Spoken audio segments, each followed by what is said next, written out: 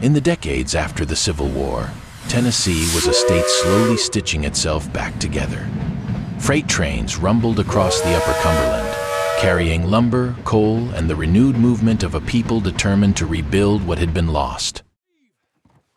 Forests echoed with the sound of axes and crosscut saws. Logging crews carved their living from deep woods and steep ridges, feeding the mills and helping rebuild a region that relied on timber as its backbone. It was dangerous work, grueling, essential, and central to the post-war revival. McMinnville's dusty streets grew busier with merchants, wagons, and the ambition of a rising county seat. And from this landscape of recovery and hard labor emerged one of Tennessee's most eccentric, inventive, and controversial figures, accused murderer, J Fletch Woodward.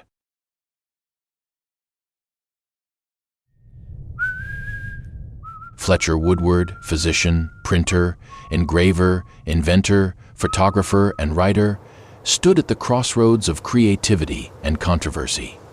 This rare 1910 photograph of Woodward beside his shop on South Court Square captures him in his later years, surrounded by the signs of his diverse talents, writings, medical services, photographic studio, and his liberal school.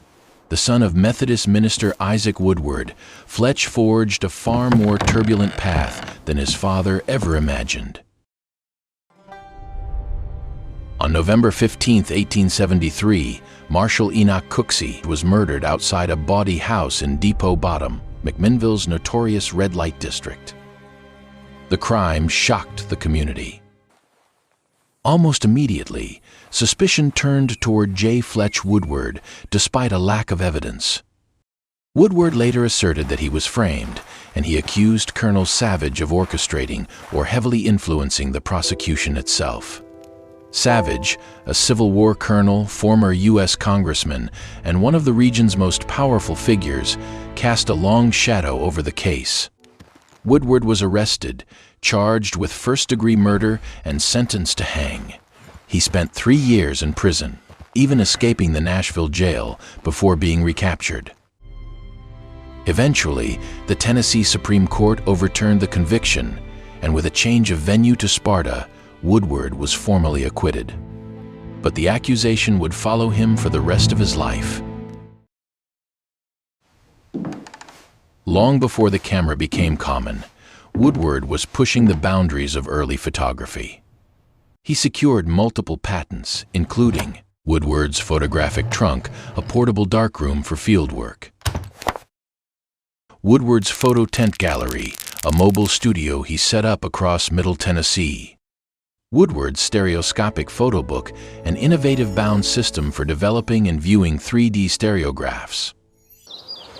His stereoscopic work captured some of Tennessee's most dramatic scenery, including Fall Creek Falls and Duck River Falls, decades before these landscapes became state icons. Prepare yourselves for a journey into the spectacular. He operated magic lantern shows, rendered in fire and light, a portable photo booth, and printed Woodward's universal photography in 1890 entirely on his own presses right in McMinnville.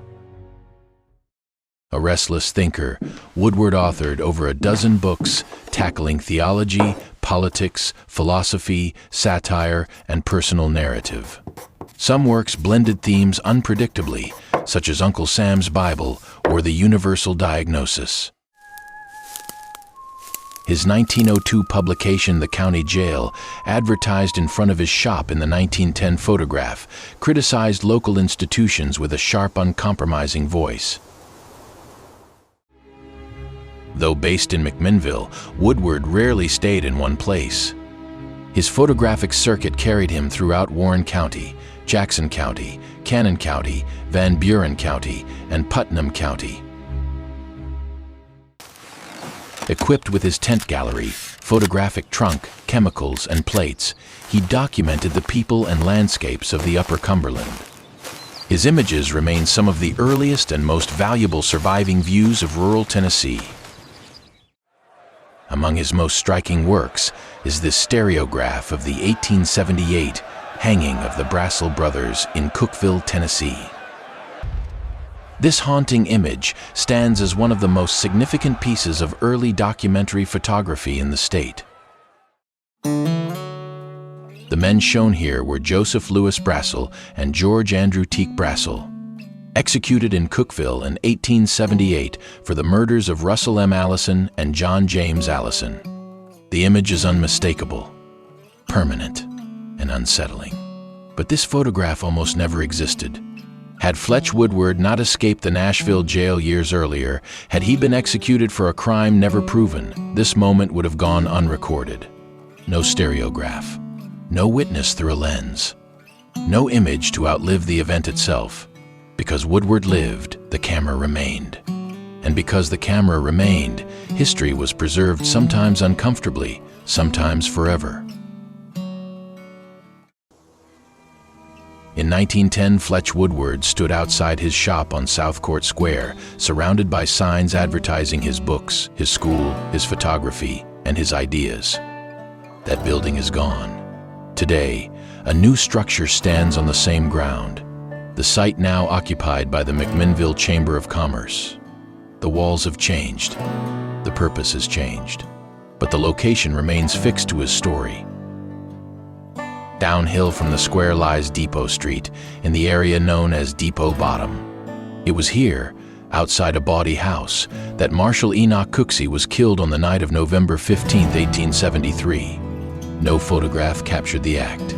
No image recorded the truth. And more than 150 years later, the murder remains unsolved. In the end, the story returns here. Fletch Woodward, known to many locals simply as Woodard, and Marshal Enoch Cooksey were laid to rest in the same burial ground, Riverside Cemetery, at the bottom of Depot Street. Two graves, one unresolved murder. Both the man whose death sparked one of Tennessee's most controversial prosecutions and the man accused of killing him. The questions remain, the places remain, and the record he left behind still speaks. His obituary reads, "Death of Dr. Woodward.